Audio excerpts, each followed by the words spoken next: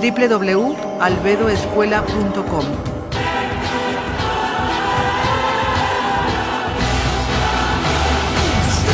Un programa fascinante, lleno de misticismo, magia, leyendas e historias asombrosas. Las ciencias ocultas tan prohibidas en una época se develan ya para aplicarlas día a día.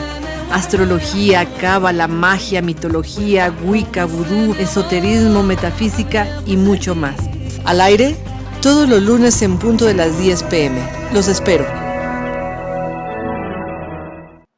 Hola, buenas noches amigos, mi nombre es Tere Flores y nos encontramos en el programa de Conociendo de Ciencias Ocultas. Y recuerden que estamos en el tema de magia.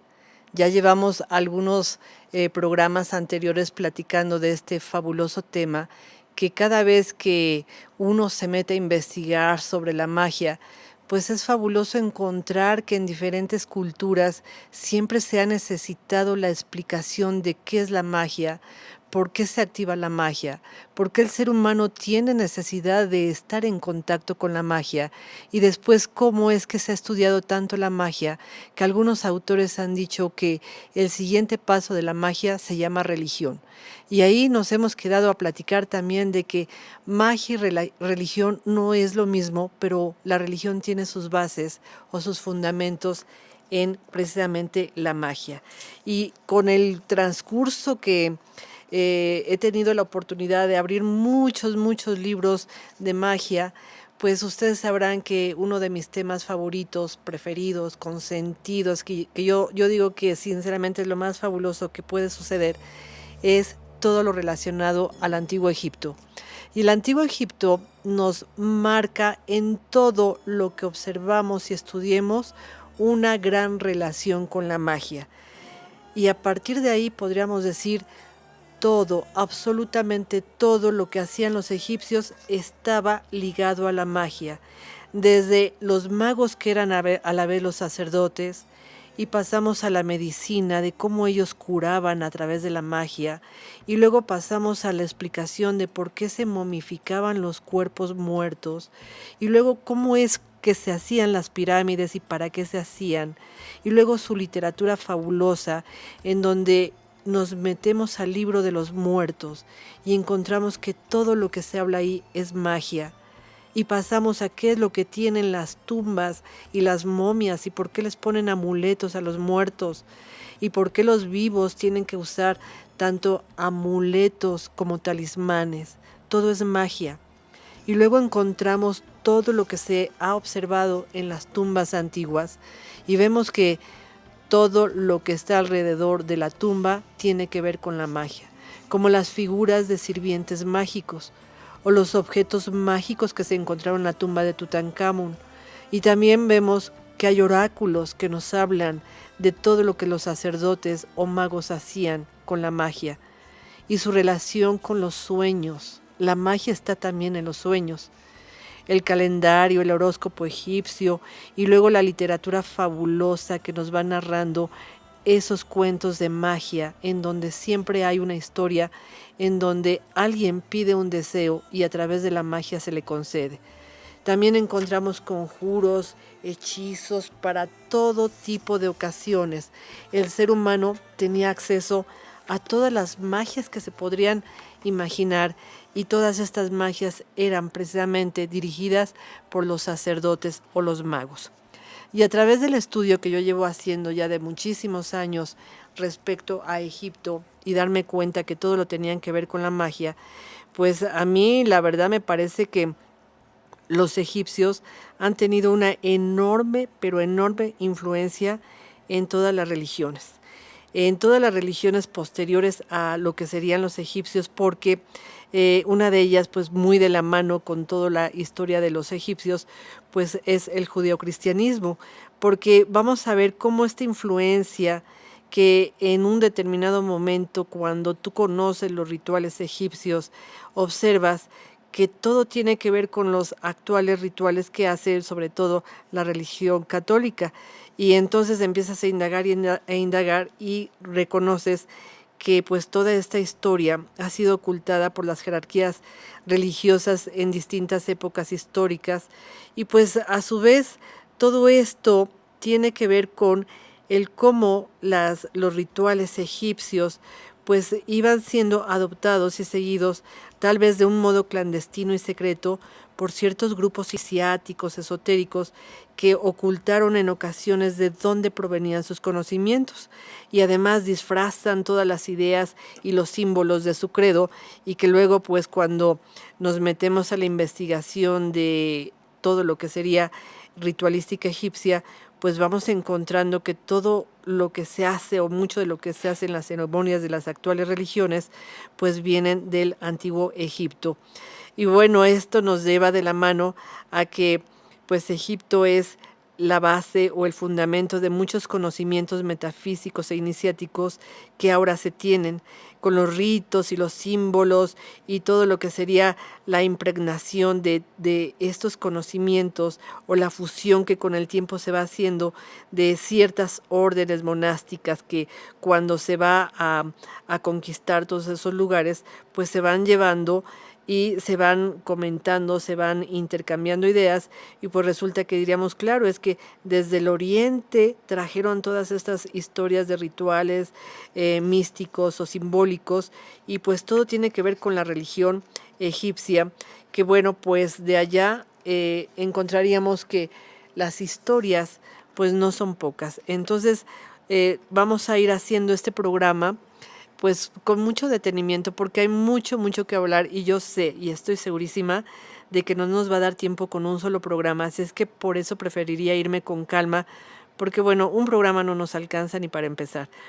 Por eso quisiera platicarles que bueno, hay conceptos diferentes de lo que sería la magia. Unos dicen que es magia, otros dicen que es religión. Y bueno, magia o religión egipcia pues va transportándose de generación en generación.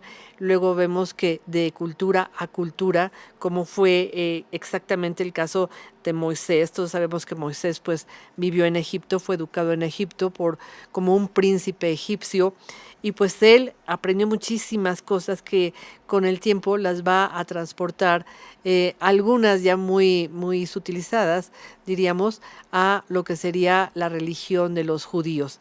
Y así pasa de los judíos a los católicos y de los católicos a otras religiones. Y bueno, pues, ¿quién es la base de todo esto? Pues la hermosísima historia del antiguo Egipto. Y es así que conforme nosotros nos vamos adentrando en la historia tan antigua del antiguo Egipto, pues nos vamos dando cuenta que en todos lados donde abrimos un libro o encontramos un papiro o un pergamino, pues hay una historia mágica, en donde diríamos, bueno, hay tantos recovecos, tantas historias que platicar, tantas fantasías que tendríamos que demostrar si de veras eran fantasías o eran reales, que bueno, la literatura nos va diciendo cómo afortunadamente los egipcios tuvieron la fortuna de escribir en sus muros tanto que sabían. Y bueno, en los templos, en las casas, ahora sí que en los sarcófagos, todo ha quedado escrito, y afortunadamente pues con el señor Champollion, que pudo traducir los jeroglíficos, pues ahora tenemos la fortuna de poder entender qué es lo que ellos nos querían transmitir a través de tantos años, y a través de estas paredes o estos muros o estos papiros que dejaron escrito y explicado todas sus historias. Por ejemplo, hay papiros tan fabulosos que nos hablan cómo es que había ciertos magos que se dedicaban únicamente a lo que serían los animales venenosos. Y ellos dicen clarísimo en un papiro que tenían que recibir una iniciación para saber utilizar las fórmulas específicas de el manejo y las cualidades de estos venenos que tenían los terribles para nosotros y venenosos escorpiones. Para ellos eran sagrados. Todo esto nosotros vamos viendo cómo a través de estas historias dejadas en papiros, pues encontraríamos un mundo mágico relacionado con una cantidad también increíble de dioses. Todos sus dioses eran como fabulosamente mágicos.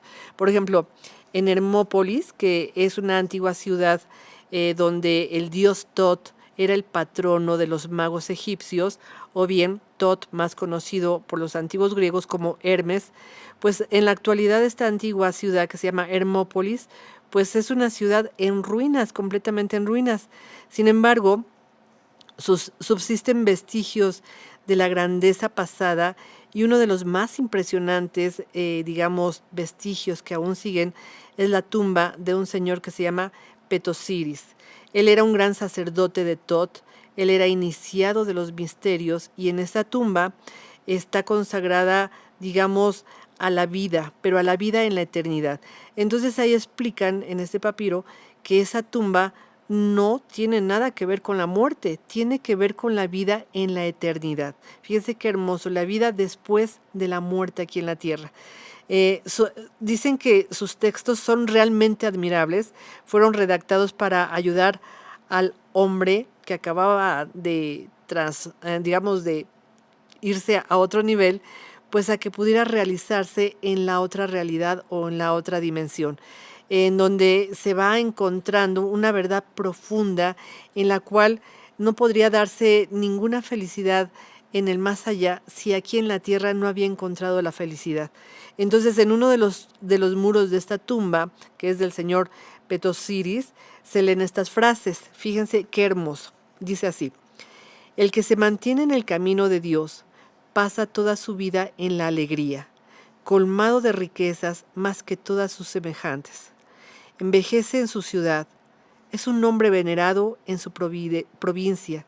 Todos sus miembros son jóvenes como los de un niño. Sus hijos están ante él. Numerosos son ellos y considerados como los primeros de su ciudad. Sus hijos se suceden de generación en generación. Él llega al fin a la necrópolis con júbilo, en el bello embalsamamiento del trabajo de Anubis. Y bueno, entonces vemos que la muerte para ellos también era mágica, y se le daban instrucciones al ser que llegaba a su tumba, que él había confeccionado, que él había dirigido, que él había decidido qué tipo de historias iba a haber en las paredes y en su sarcófago, porque él tenía que llegar feliz al otro lado, de ninguna manera triste, de ninguna manera deprimido, porque dejaba a una familia triste. Él sabía que iba a dejar una familia pues bien encauzada y bien dirigida. Esto, por supuesto, lo vemos como para alcanzar una sabiduría que nosotros a veces hemos perdido. Ya no sabemos qué va a pasar después de que nosotros muramos o que nuestro cuerpo muera, qué va a hacer de nosotros, a dónde vamos a llegar, no lo sabemos, y es una realidad que nos da mucho miedo saber, y después qué sigue. Bueno, los egipcios sabían perfectamente bien a dónde iban a llegar, cómo iban a llegar, y se preparaban durante toda su vida para poder morir bien y en paz. Entonces nosotros diríamos que los egipcios, a través de la magia, pues ellos encontraban a su ciencia. A través de la magia encontraban ciertas revelaciones que eran indispensables para que ellos vivieran tranquilos y felices, o como diríamos en la actualidad, con mucha fe de que el futuro iba a ser mejor. Entonces nosotros vemos que en Egipto, así como está inscrito en las paredes y en la tumba de este señor, pues se narra cuál es el camino a seguir a través de eventos ritualísticos y mágicos. Sin embargo, también vamos a encontrar muchos papiros en donde se habla de la magia negra, la hechicería, los poderes psíquicos y otros fenómenos inquietantes que en una determinada época pues también se escribió sobre ello, y cuyas cualidades específicas las vamos a encontrar en la literatura. Cuando algún faraón era atacado psíquicamente por algún enemigo, pues entonces él mandaba llamar a todos sus sacerdotes, o bien llamados magos, para que le ayudaran en una lucha psíquica con energías negativas. Y bueno, el caso es que aquí es donde más vemos que religión y magia pues no se podrían separar ni de casualidad en el antiguo Egipto, porque nosotros podemos imaginar un ritual en donde todo lleva a un fin de realizar un evento específico. Pero para realizar ese evento específico se tiene que hacer una proyección mágica. Y entonces vemos que la religión del antiguo Egipto nos habla de esto. Y con el paso del mundo nosotros vemos que el alma necesita ejercer esa magia poderosa en donde podemos acceder a realidades diferentes de las que son 100% palpables. Hay otras realidades y los egipcios nos hablan de esas otras realidades en cantidad de papiros y en sus jeroglíficos que están en diversas tumbas. Pero bueno, aquí cuando nosotros hablamos de estos jeroglíficos de los antiguos egipcios, pues no nos podemos olvidar de los escribas. Los escribas eran aquellos egipcios que redactaban miles y miles de páginas reunidas en colecciones que actualmente pues tienen los egiptólogos y que ellos mismos, los egiptólogos, las han calificado de mágico-religiosas. Es decir, se analiza definitivamente qué es lo que nos quieren decir estos papiros y vemos que los escribas pues también debían saber de magia. Entonces ya tenemos que pues la magia era accesible para, obvio, el faraón, los sacerdotes que eran los conocidos como magos y los escribas. La magia estaba en los niveles más altos, pero también había magos que estaban al alcance del pueblo, de la vida cotidiana, de aquellos que necesitaban un elixir para enamorar a alguien o que necesitaban entender qué era lo que estaba sucediendo, pues acudían a los magos más sencillos, que a lo mejor no tenían tanto conocimiento como los magos de los faraones, que eran sumamente sabios, que conocían tanto del cielo como de medicina, como de la vida, como de la muerte, de diferentes caminos que se iban dando. Y bueno, todo esto es precisamente lo que nos va a ir abriendo el camino para adentrarnos en la magia de los antiguos egipcios. Para los egipcios, las fuerzas mágicas no eran hostiles. No eran hostiles porque ellos vivían todo el tiempo con estas fuerzas mágicas. El científico, digamos, podía tener acceso a todas estas relaciones con las energías más sutiles y las energías, nosotros les denominaríamos fuerzas extrañas que no se pueden dirigir o que no se pueden ni entender ni contactar con ellas, y sin embargo los antiguos magos egipcios lo podían realizar, pero a la perfección. Pues sí, los magos del antiguo Egipto tienen mucho que enseñarnos en este campo de la magia, y conforme vamos a ir adentrándonos, pues nos vamos a dar cuenta que realmente los antiguos egipcios tenían un conocimiento superior al que nosotros podríamos decir que tenemos en la actualidad de magia. Pero bueno, el uso de la magia, si se puede decir, pues amenazaba hasta la propia existencia de los dioses, y tal vez por eso se tenía la creencia de que la magia era incluso más poderosa que los mismos dioses. Recuerden que los egipcios tenían más de 3000 dioses y cada uno se le podía invocar para que realizara algún trabajo específico que nosotros o que ellos pudieran solicitarle. El objetivo de la magia era lograr todos los propósitos de la vida humana. La magia se utilizaba para prevenir que ocurriesen cosas como desastres naturales, para que ocurriesen otras como la concepción de un niño, o para cambiar las ideas preconcebidas que se tenían al respecto de algo, como un temor hacia algo en particular. Se recurría a la magia para curar a los enfermos o para la protección en contra de los peligros inherentes a la vida de una persona.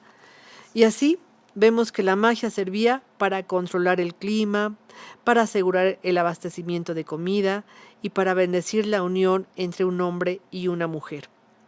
La magia divinatoria y los oráculos podían predecir el futuro de alguien, y la magia exorcista podía expulsar el espíritu de un dios del cuerpo de una persona o de un objeto. La magia podía atraer el amor, repeler a los demonios y dirigir el curso de las batallas entre naciones. En pocas palabras, el uso de la magia abarcaba todo aquello que el hombre pudiera imaginar. Los ritos, ceremonias, hechizos y encantamientos correspondientes a cada cosa en particular se encontraban en los papiros alojados en las bibliotecas de los templos. La traducción de estos papiros pues ha sido muy difícil, debido al uso de sílabas, vocales y sonidos utilizados únicamente en ese tipo de actividades. Por ejemplo, tenemos algún hechizo o algún conjuro para desviar la ira de una persona. Según la traducción de este papiro, se decía lo siguiente: esto es para desviar la ira de una persona. Sostén el nombre del dios Num, escrito con aceite de mirra, en tu mano derecha y di lo siguiente: yo repelo la ira de... Y decía después: en caso de que sea necesario volverse invisible temporalmente, haga una pasta de excremento de escarabajo, aceite de oliva no maduro y la grasa del ojo de un búho nocturno. Cubra su cuerpo con ella e invoque al dios Ra recitando todos sus nombres y cantando: hazme invisible hasta el atardecer. Y así nos seguiríamos leyendo todo lo que van diciendo estos conjuros y estos hechizos mágicos. Y bueno, poco a poco vamos a ir platicando de cómo se utilizaban y cómo eran los instrumentos para invocar a los dioses y de hecho hasta los demonios. Vamos a hacer una pequeña pausa y regresamos para platicar de la magia en el antiguo Egipto. No se vayan, amigos.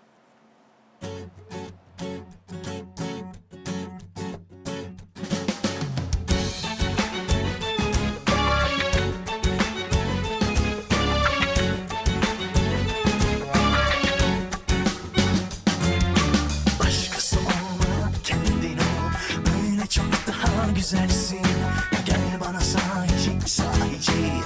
Yaranca gidersin, anasının kuzusu, ciğerimin köşesi.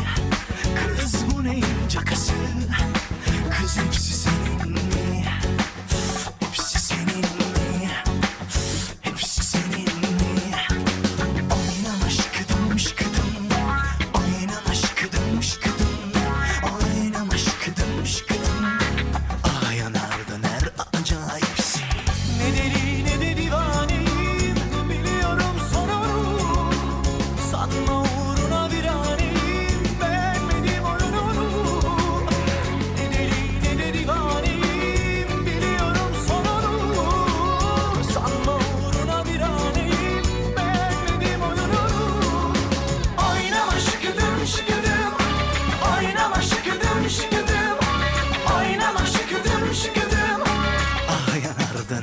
Acayipsin. Oynama şıkıdım şıkıdım, oynama şıkıdım şıkıdım, oynama şıkıdım şıkıdım.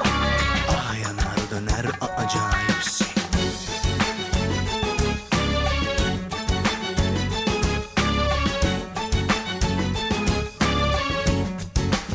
Anasının kızısı, ciğerimin köşesi. Kız bu neyin cakısı, kız hepsi senin mi? Hepsi senin mi? Hepsi senin mi? Oynama şıkıdım şıkıdım, oynama şıkıdım şıkıdım, oynama şıkıdım şıkıdım. Ah yanar döner acayipsin. Ne deli ne de divaneyim, biliyorum sonunu. Sanma uğruna bir aneyim, beğenmedim oyununu. Ne deli ne de divaneyim, biliyorum sonunu. Sanma uğruna bir aneyim, beğenmedim oyununu. Oynama şıkıdım şıkıdım, oynama şıkıdım şıkıdım, oynama şıkıdım şıkıdım. Ah yanar döner acayipsin. Oynama şıkıdım şıkıdım, oynama şıkıdım şıkıdım, oynama şıkıdım şıkıdım. Ah yanar döner acayipsin.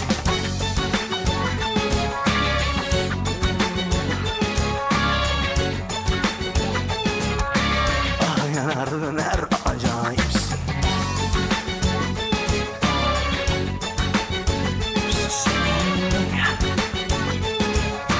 Ah yanar döner acayipsin. ¿Qué tal, amigos? Ya regresamos aquí a nuestro programa de Conociendo de Ciencias Ocultas, hoy con el tema precisamente de magia egipcia. Es la primera parte de magia egipcia porque vamos a tener mínimo 2. Fíjense que me están escribiendo que les parece muy, muy difícil conseguir el excremento de escarabajo y se están preocupando, pero pues como yo creo que sí es muy, muy, muy difícil, les voy a dar un hechizo para aumentar la fuerza. Este es un hechizo muy fácil de hacer y los antiguos egipcios lo hacían precisamente sosteniendo los dedos pulgares entre todos los demás dedos. Y se decía elevando los brazos al sol y se decía lo siguiente: yo soy Amón, dame tu fuerza. Y se repetía 5 veces. Obviamente mientras sostenías tus dedos pulgares entre los dedos y elevaba los brazos. Es así que vamos a encontrar cantidad de hechizos y de amuletos que en la actualidad diríamos, bueno, ¿y eso como para qué me sirve a mí? Porque vamos a ver que en el libro de los muertos, que está lleno de hechizos, el libro de los muertos lo vamos a analizar detenidamente, nos va a ir diciendo qué es lo que sucede cuando una persona muere y qué pasa con su alma y con sus diferentes cuerpos, que ahora también vamos a platicar de los diferentes cuerpos que los egipcios decían que tenía cualquier ser. Y resulta que cuando el ser muere, o la persona muere, mejor dicho, el cuerpo muere, pues el alma tiene que empezar a caminar por diversos túneles de un lugar que se llama el Amenti. Y resulta que se va a encontrar con diferentes monstruos terribles. Uno de ellos es un cocodrilo. Y tú le tienes que decir un hechizo al cocodrilo para que no se te vuelva a aparecer y te deje pasar en paz. Entonces a veces decimos, bueno, como para qué me sirve que yo me sepa o me entere de este hechizo en contra del cocodrilo, si sé que no se me va a aparecer jamás un cocodrilo. Y dices, bueno, la verdad es que yo no lo sé, ¿qué tal si algún día vas y te encuentras un cocodrilo, le dices el hechizo y el cocodrilo desaparece? O en el Amenti, cuando tú te metas al mundo del más allá, pues se te aparezca este cocodrilo, te sabrías el hechizo. Y bueno, así cantidad de cosas estaba leyendo en la tarde de un conjuro para que cuando se te aparezca una cucaracha se lo digas y la cucaracha desaparezca así como aterrada de lo que le has dicho. Todo esto es magia egipcia. Claro que les estoy diciendo la más sencilla. Hay unos rituales impresionantes que de veras nos dejarían con la boca abierta, porque al final de cuentas esos rituales fueron adoptados por la religión católica. Y es cuando empiezas a ver, ay, oye, ese sacerdote o el papa se viste igualito que el faraón y también se viste igualito que el sacerdote número 1, que era el visir de el faraón. Y empiezas a observar que todo lo que era la religión egipcia, pues se la llevaron a otros lugares y de hecho los sacerdotes de más alto rango se visten igualito que los egipcios. Y bueno, la magia se ha utilizado en Egipto, en la época del antiguo Egipto, pues se utilizó por la humanidad y había magia negra también para causar dolor o daño a los demás. Se consideraba como una ofensa que se debía castigar con la muerte cuando se acusaba a alguien de haber hecho magia negra. Sin embargo, se sabe que a veces se utilizaba magia negra, pues así lo muestran ciertos papiros en donde se aprecia cómo se utilizaba la magia para causar la muerte a alguien. En estos papiros aparece la imagen del dios Anubis apuntando su arco y flecha hacia el hechizo de magia negra ahí escrito. La magia que se utilizaba para controlar grandes porciones de agua también era un tema muy importante. Recuerden que el antiguo Egipto pues está regido por la cantidad de agua que fluya por el río Nilo. Entonces era necesario hacer hechizos para poder controlar también el agua. Y así es que vemos que en la Biblia, en específico en la historia en donde nos narran la separación de las aguas del Mar Rojo, en donde los hijos de Israel, dirigidos por Moisés, pues escapan de los egipcios. Ahí podemos ver una de las muchas historias en las que se habla de este tipo de magia. En muchos papiros, pero muchísimos, que datan de periodos anteriores a lo que se conoce como el Éxodo, se narra la separación del agua. Una de las historias más simpáticas y más bonitas nos narra exactamente cómo un faraón que se encontraba muy pero muy aburrido recurre a sus sacerdotes para ver qué puede hacer para divertirse. Y los sacerdotes le dicen que como está muy aburrido, pues tiene que salir a navegar en el lago que ellos le hicieron, que está pues muy bonito, muy grande. Es un lago artificial que le hicieron para su diversión, pero tiene que salir en una balsa junto con 20 mujeres vírgenes, quienes son las encargadas de remar. Bueno, pues consiguen a las 20 vírgenes, imagínense, se las lleva a remar. Él va muy divertido porque las jovencitas van cantando, van remando. Se siente muy divertido el faraón porque son muy bonitas todas ellas. Pero a una de ellas, a una de estas jovencitas, se le cae accidentalmente el tocado de su cabeza. Entonces, cuando se da cuenta, pues este pasador, que era muy fino, era de oro, con brillantes y con gemas, no sé qué tanto traía ese tocado, pues se cae al lago y ella se pone muy triste y todas las amigas dejan de remar. Entonces el faraón voltea y dice, ¿por qué dejaron de remar? Entonces todas ven como este adorno que traía la chica en la cabeza, pues se va hundiendo, se va hundiendo, se va hundiendo, hasta que pues ya no hay nada que hacer porque ha llegado hasta el fondo. Bueno, pues el faraón entonces decide regresar a la orilla, se baja de la barca, se acerca a sus hechiceros o a sus sacerdotes y les ordena que reciten las palabras mágicas para separar las aguas en dos grandes muros acuosos. Y así lo hacen los sacerdotes, magos o hechiceros, recitan estas oraciones o palabras mágicas y se abren las aguas del lago. Entonces ya puede entrar el faraón, encuentra este tocado de la jovencita en el fondo arenoso y se lo entrega a la doncella. Ya que se lo entrega y la doncella vuelve a estar feliz, las aguas vuelven a su lugar y entonces todos vuelven a la barca y empiezan nuevamente a cantar y a navegar por este hermosísimo lago. Y así es como vamos encontrando los nombres y las palabras poderosas en los papiros que ellos nos dejaron como para que nosotros nos enteráramos. Bueno, pues no cabe duda que la magia formaba una gran parte en la historia de Egipto. Así nos empiezan a platicar pues los mismos papiros cómo es que fue creada la tierra o el mundo. Nos platican de un personaje que ya hemos comentado aquí, es Eka. Unos dicen que es un dios, otros dicen que es una diosa y otros dicen que es un dios que es de sexo masculino y femenino. El caso es que Eka es una energía, es realmente el poder de la magia. El poder de la magia dicen que revoloteaba sobre las aguas del caos. Esto sucedía cuando nada existía y todo era una masa digamos, deforme de energía universal, no tenía forma, no había nada. Y resulta que la magia, que era un poder potencial, pues se pone en libertad. Y cuando se pone en libertad, es cuando empieza a provocar la existencia de todo.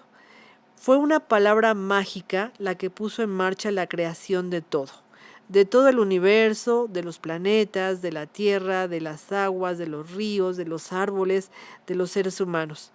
Y entonces los dioses se dan a la tarea de crear todo con el simple hecho de pronunciar el nombre de cada cosa.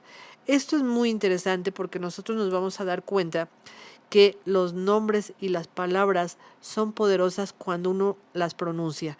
Es importantísimo en cualquier acto de magia tener escrito lo que uno va a decir, porque la palabra es importante para la creación de todo lo que uno decida hacer a través de la magia. Bueno, pues los nombres de las cosas tenían tanta energía que a veces el simple hecho de conocerlo podía provocar actos de magia. En una leyenda que les voy a contar, cuando el dios Ra se rehúsa a revelar su nombre a la diosa Isis. Es bien bonita esta historia. Dicen que su poder queda intacto porque él no quiere darle su nombre a la diosa Isis. Pero cuando ella, que es una diosa maga, Isis, logra convencerlo de que se lo diga, ella se vuelve bien poderosa o más poderosa o tan poderosa como él. Y entonces Isis hace que Ra le diga su nombre. Pero vamos a ver cómo lo logra Isis. Se dice que ella le pide varias veces a Ra que le dé su nombre. Sabe muy bien que si Ra le dice su nombre, ella lo puede volver a pronunciar a solas y realizar cualquier magia que sea. Pero como Ra sabía que era peligroso decirle el nombre a esta jovencita, pues se hace del rogar y nunca le dice su nombre. Sin embargo, Isis, que es muy astuta, un día provoca que camine Ra junto a ella en una vereda y le ha instruido a una serpiente para que cuando pase Ra lo muerda. Pues sí, así sucede. Ra pasa y lo muerde la serpiente. Entonces Isis se acomide a ir inmediatamente para ayudarlo y salvarlo de la horrible muerte que va a tener seguramente. Fíjense, es un dios, pero puede morir. Ra está a punto de morir debido al veneno mortal, pero en un último instante decide susurrar su nombre a Isis. Entonces Isis lo cura, pero ahora ya sabe el nombre de Ra. Retiene un poco de su poder y a partir de ese día lo comparte con nuevos adeptos que se inician en el rito de Isis, dándoles la habilidad de realizar actos mágicos muy poderosos. Imagínense, Isis le quitó el secreto a Ra y luego se lo comunicó a sus adeptos. Es así que el nombre de una persona era considerado como una parte esencial en la vida de la misma. Cuando un hombre sabía el nombre de su vecino, tenía cierto poder sobre él, pues podía utilizarlo para hacer el bien o el mal. Si se escribía el nombre de una persona y luego se tachaba o borraba, se le podía hacer que cayera enfermo o muriera. O bien cuando un niño nacía no tenía una verdadera existencia hasta que su nombre era pronunciado y los dioses lo escuchaban. Se creía que el nombre era el que poseía el alma de la persona. Así que un bebé al que no se le había puesto un nombre no estaba realmente vivo, aunque llorara, respirara y se retorciera. Los padres eran muy cuidadosos de escoger un nombre que representara la personalidad que querían que tuviera su retoño. Escoger el nombre del bebé era tan importante como el nacimiento en sí, pues éste simbolizaba el nacimiento del alma. Sin embargo, en cuanto el nombre del bebé era sabido por los dioses, ese niño utilizaba por el resto de su vida un alias o un sobrenombre, manteniendo su nombre real en secreto hasta el día de su muerte para así proteger la magia que tenía dentro de su ser. ¿Qué tal? Por eso es tan importante el bautizo, imagínense. Pero por otra parte, también hay diferentes sectas o logias en donde se realiza un evento muy ceremonial en donde se da un nombre mágico. Esto es importantísimo porque este nombre mágico nadie lo debe de saber, es únicamente para, ahora sí que para cada quien. Bueno, conforme nosotros nos vamos adentrando en las historias de lo que sería la magia egipcia, pues nos vamos encontrando historias bien bonitas, pero creo que una de las mejores historias pues tiene mucho que ver con los diferentes dioses que existieron en el antiguo Egipto. Y para eso tendríamos que hablar de lo que se llama la cosmogonía egipcia, porque es una parte bien, bien importante de la naturaleza humana, constituirnos como seres que provenimos de algún lugar, que tenemos un origen y entonces nosotros queremos asociarnos con ese principio de fuerzas de la naturaleza o de fuerzas extrañas que nos van ayudando a entender por qué hemos nacido, cuál es nuestra asociación con ciertas personas, cómo es que la vida tiene que ver con el venir a realizar un objetivo importantísimo aquí en la vida y no nos parece tan importante, o muchas veces ni siquiera sabemos cuál es nuestro objetivo, como decíamos hace unos programas. Y bueno, una de las cosmogonías del antiguo Egipto se asocia muchísimo a un lugar que se llama Heliópolis. Heliópolis es un lugar y ahí nos habla de ciertas familias que tienen que ver con la creación. Esta historia se llama la Eneada egipcia. Se dice que la Eneada egipcia está formada por 9 deidades y estas deidades pues son las que van a tener relación con todo lo existente. Eneada quiere decir 9.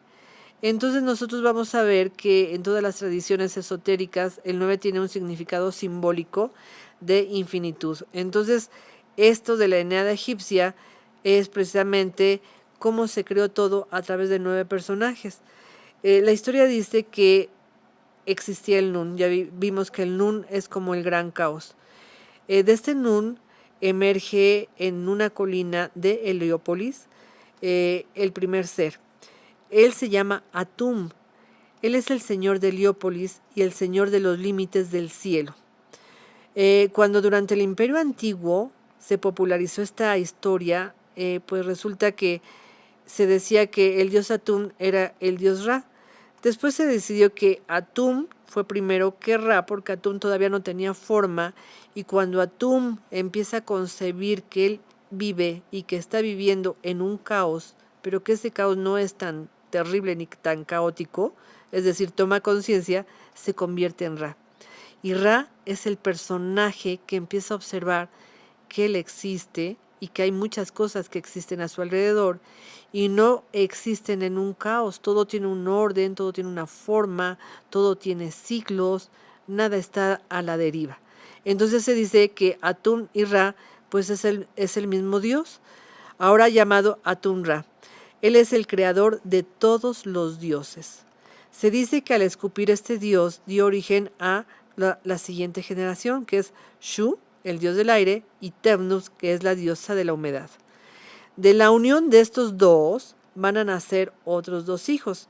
El primero se llama Geb, que es el dios tierra, y la siguiente es Nut, que es la diosa del cielo. Y ellos, al unirse, procrean a unos hijos que son Osiris, Set, Isis, Neftis y Horus el Viejo. Esta historia ya la habíamos platicado hace unos programas. Bueno, pues resulta que ellos son los que empiezan a crear todo lo que va a suceder. Conforme nosotros vamos viendo la creación de los dioses, pues nos vamos dando cuenta de que estos no fueron los únicos dioses que existieron. Hubo muchísimos más. Esto sería la creación, digamos, de todo el universo, de todos los planetas, de todo lo que de alguna manera pues nos va llevando a entender por qué los dioses egipcios eran tan necesarios. Cada uno tenía que ver con la existencia de diferentes historias, diferentes personajes, diferentes energías que se iban dando en la vida. Pero hay un personaje bien importante que se llama Tot. Tot es de los dioses mágicos más relevantes en el antiguo Egipto. Tot es el nombre griego del dios que los egipcios llamaban Deyuti o Yeuti, siendo uno de los más antiguos de Egipto y una de las divinidades principales. Su nombre significaba el que mide y se le solía añadir el adjetivo de Semsu, quiere decir el grande. Habitualmente está representado por el ibis, aunque en ocasiones también por un babuino. Babuino es un mono, siendo ambos sus animales sagrados. Es el dios del conocimiento y representa la inteligencia creadora, por lo que se le consideraba el corazón de Ra, es decir, la inteligencia creadora manifestada como el pensamiento creador. Y también se le consideraba como la lengua de Ta, es otro dios, Ta es otro dios, es la inteligencia creadora manifestada como el verbo creador. Entonces aquí está diciendo lo que hace un momento decíamos, las palabras mágicas, la pronunciación de un sonido es muy, pero muy importante en todo acto mágico. Por eso Tot es el personaje más destacado cuando se va a hablar de magia.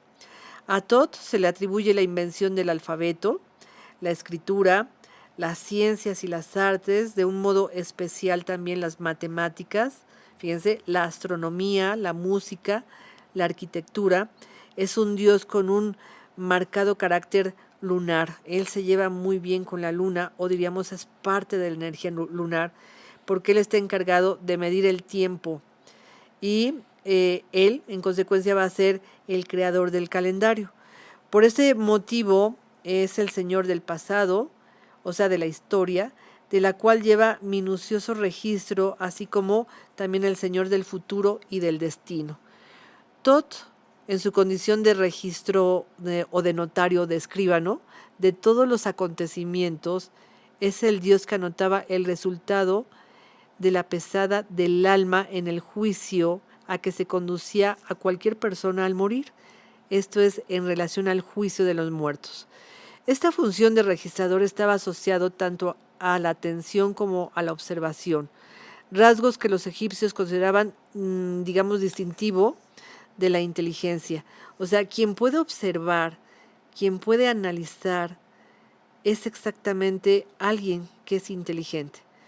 Entonces vamos a ver que Thoth se le consideraba como a un ser muy inteligente, un dios muy astuto y que convencía a todos. Era el señor de las artes, el dios de la inspiración, y bueno, los egipcios tenían a este ser como el que podía contactar con las señales del tiempo. Eh, este personaje inspiraba demasiado porque él era el que enseñaba, eh, digamos, todo lo secreto también.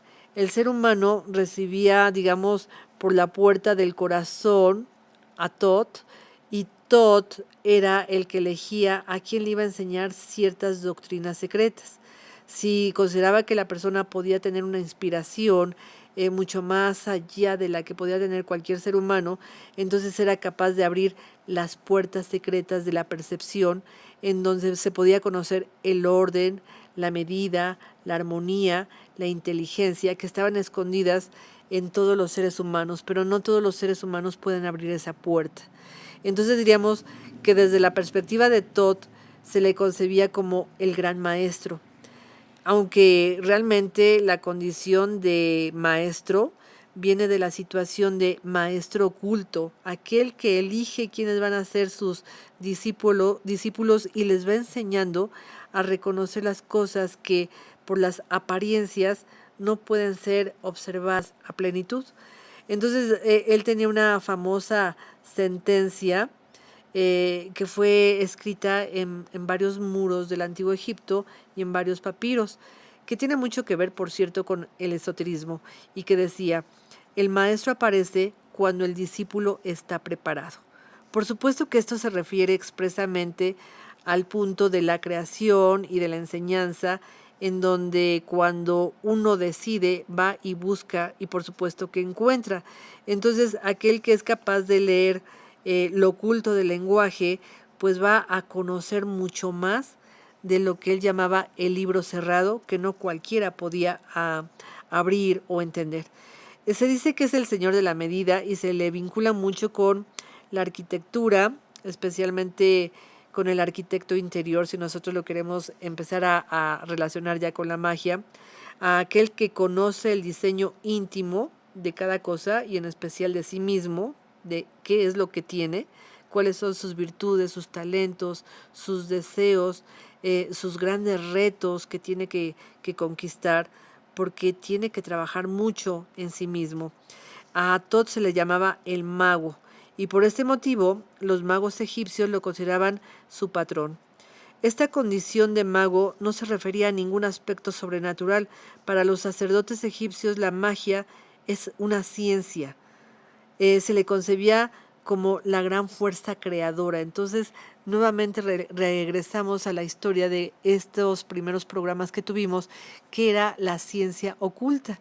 Entonces, es la capacidad de encontrar aquello que no es percibido fácilmente ni visto a simple vista, ahora sí, porque tú tienes que ir más allá, encontrar más detalles en ti y encontrar la explicación. Bueno, pues así es que encontramos que Thoth es el gran maestro. Él es el creador también de los jeroglíficos o de la escritura sagrada. Tantas cosas que le podríamos atribuir a Thoth, cosas maravillosas de un personaje que con frecuencia se va encontrando con los demás dioses y los va instruyendo. Se dice que fue Thoth precisamente el que, después de que la Eneada egipcia se embarca en una nave, no sabemos si es una barca que navegó por el mar o una nave extraterrestre, diríamos, como lo quieran ver, puede ser cierto, pero él los dirige hacia el antiguo Egipto y ahí les enseña una cantidad de cosas a esta llamada Eneada egipcia. Y bueno, pues hay muchos otros dioses, o sea, no podríamos decir solamente Thoth es el dios que tiene la instrucción mágica. Nosotros podríamos encontrar una cantidad inmensa de dioses que tienen que ver precisamente con la magia. Otra de ellas pues puede ser Isis, es la diosa madre, la diosa maga, la diosa que todo lo puede hacer. Ella resucita a su marido, ella se embaraza a través de la magia, ella puede convertirse en un ave, ella puede curar a la gente enferma, sobre todo a los niños. Y bueno, Isis es el nombre griego que se le dio a esta diosa egipcia cuando los egipcios la llamaban Iset. Iset quiere decir asiento y es la diosa más importante del panteón egipcio. Está asimilada prácticamente a todas las demás diosas importantes y comparte con ellas muchos atributos. Diríamos, ella es la energía femenina y la vamos a encontrar en todas partes. Ella tiene una relación muy importante con la diosa Hathor, con la diosa Mat, con diferentes diosas que tienen que ver con el aspecto femenino. Ella tiene un tocado en donde está representada como una silla en donde aparenta ser un trono. Era en lenguaje egipcio el término femenino. El trono es un aspecto femenino en donde la energía masculina puede llegar y descansar y sentarse a descansar en el trono, que sería sentarse a descansar en la energía femenina. Es así que Isis, pues vamos a encontrarla como la diosa maga. A ella se le relaciona muchísimo con la estrella Sirio, es una estrella de una magnitud 1, muy inmensa, muy bonita, muy brillante, que por cierto se le festejaba en lo que nosotros conocemos como el 15 de agosto. En la religión católica se festeja la ascensión de la Virgen María y bueno, tiene una relación impresionante con el festejo que se le hacía a Isis o a Sirio, porque se veía exactamente en el cenit en la época del Antiguo Egipto. Entonces, esa estrella que brillaba demasiado en el cenit, pues es la diosa Isis, es la estrella Sirio, que tiene que ver con astronomía y astrología, y con el tiempo, como decimos, la religión católica absorbe o sincretiza este término y decide que la Virgen María es la que va a ascender, igual que lo hizo Isis y la estrella Sirio. Bueno, Isis va a ser una imagen muy, muy, muy hermosa de la madre de un hijo que se llama Horus y se le representa muchas veces cargando a su bebé. Esta imagen de una mujer que es virgen y que carga a su bebé, pues nosotros la hemos visto muchísimo en la Virgen María. Esta es una copia definitivamente de aquellas épocas y bueno, pues Isis es hermana y a la vez esposa de un dios importantísimo que se llama Osiris, es madre del pequeño Horus y con el tiempo a Horus se le va a representar como el Cristo, el que provoca pues muchas historias en contra de la energía negativa que representa a otro dios importante que se llama Set.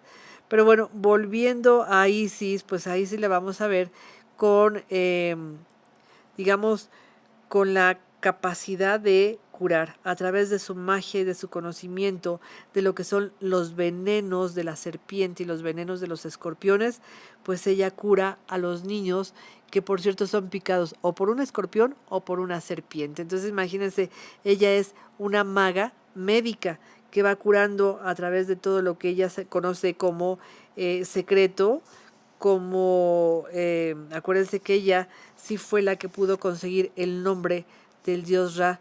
Entonces, bueno, Isis tiene una relación muy interesante con todo lo que sería los rituales mágicos femeninos. A ella se le venera en un lugar especial en Egipto, que es la isla de Philae, y bueno, pues ahí acuden todavía a hacer festejos a la diosa Isis exactamente el 15 de agosto. Y bueno, nosotros podríamos decir tantos dioses que tenemos que nos vamos a ir lentamente para poder platicar de cada uno de ellos porque son increíbles, son maravillosos. La magia egipcia, pues diríamos que la práctica de este arte tenía dos propósitos bien importantes. Uno era beneficiar a los vivos o a los muertos y el otro acarrear desgracias en contra de aquel a quien iban dirigidas las magias negras. Es importante señalar que estas prácticas aparecen al lado de los conceptos espirituales en los textos religiosos. Y así otro aspecto importante es que quien tuviera el suficiente conocimiento de estas prácticas, o sea, prácticas mágicas, podía obtener grandes beneficios al lograr que los dioses trabajaran para él y hacerlos aparecer a voluntad propia. Quienes tenían las palabras mágicas para poder atraer a los dioses y que los dioses actuaran en favor de él, se le consideraba sacerdote o mago. Y un recurso fundamental para obtener los resultados esperados era la palabra, como habíamos dicho. La palabra estructurada en fórmulas que hoy llamaríamos o les podríamos mencionar como hechizos o encantamientos. Sin embargo, aparte del orden de las palabras y del significado de estas frases, lo que requería una instrucción especial, es decir, los sacerdotes o magos tenían que ir a la escuela de magia. Esto no aparece en los textos, sin embargo, vemos que había escuelas de magia en donde los que acudían pues no era cualquiera, eran reconocidos o eran los hijos de los sacerdotes o de los escribas o recomendados del faraón los que podían acudir a estas escuelas, y entonces se les enseñaban las palabras mágicas, los rituales, pero sobre todo algo importantísimo, la entonación, el volumen, las inflexiones y la modulación de la voz para lograr los efectos para desencadenar estos hechizos o estos encantamientos. Y eso, mucho ojo, eso no aparece en los papiros. Es decir, no aparece la entonación, el volumen, las inflexiones, la modulación de la voz para hacer o decir estas palabras mágicas.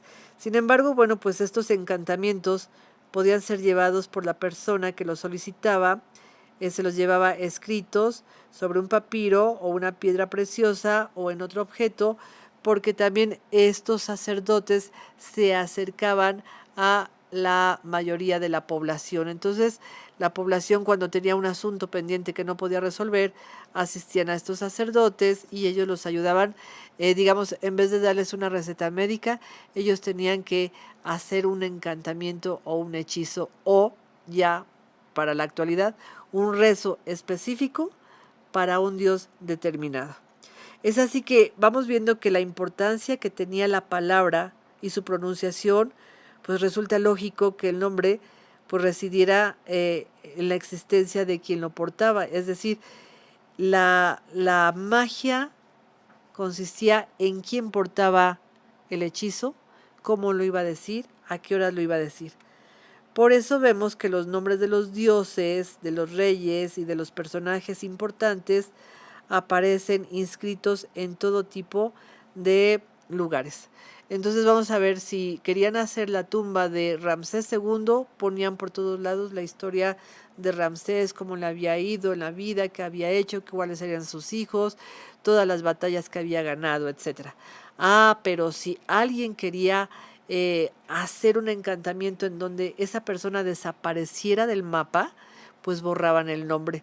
Esta es una historia muy bonita que les voy a platicar la próxima vez que nos encontremos, porque la historia, por ejemplo, de una faraona de nombre Hatshepsut, así, Hatshepsut, pues fue borrado de todo lo que ella hizo, porque ella logró muchas cosas, hizo muchas construcciones, y sin embargo, su sobrino, que era Tutmosis, mandó a borrar todo lo que había hecho ella, donde aparecía su nombre, lo borró y entonces hizo que ella desapareciera. Y así fue, durante muchos siglos ni siquiera se conocía que había habido una faraona de nombre Hatshepsut. Hace poco, muy poco, se le descubrió y se le dio su lugar. Pero amigos, es hora de despedirnos. Dentro de 8 días vamos a hablar más de la magia egipcia, de los sacerdotes, cuál era su función exacta, qué tenían que estudiar, cómo eran los hechizos que ellos invocaban y cómo y a qué horas eran convenientes estos hechizos. Bien amigos, pues muchísimas gracias por escucharnos y nos escuchamos nuevamente el lunes siguiente a las 10 de la noche para seguir con Magia Egipcia, capítulo 2. Muchas gracias, buenas noches.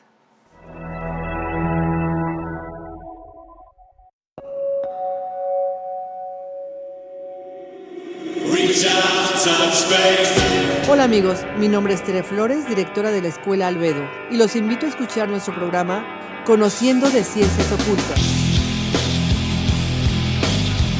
Iniciará a las 10 de la noche a través de nuestra página web www.albedoescuela.com.